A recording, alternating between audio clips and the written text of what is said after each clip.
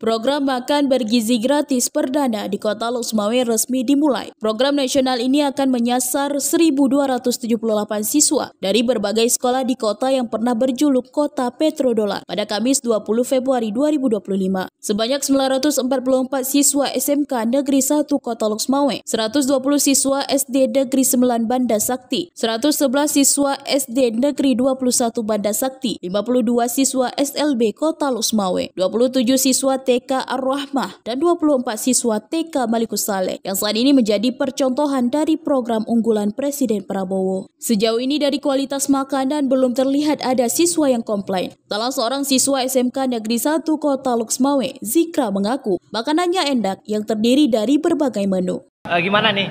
Enak nggak makanannya? Enak, Pak. Enak? Apa-apa aja tuh?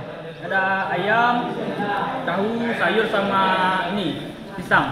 Hal senada juga disampaikan oleh Zaskia Rifadi, salah seorang siswi di sekolah SMK tersebut. Dirinya mengaku makanannya sejauh ini enak dan bergizi dan tidak ada masalah dengan jadwal pola makan. Hanya saja dirinya berharap agar penyaluran makan bergizi gratis disalurkan tepat waktu, yaitu saat jam istirahat siswa, sehingga tidak mengganggu proses belajar mengajar.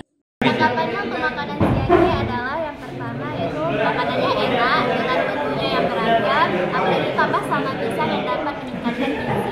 Jam 11 nih, nggak mengganggu pola makan kalian nih? Mungkin lumayan kesiangan ya.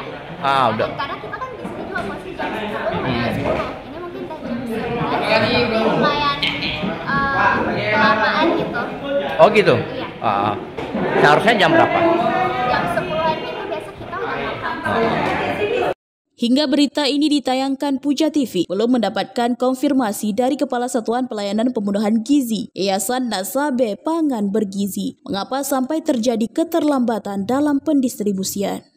Dari Loksmawe, Deni Muktadi melaporkan untuk Puja TV.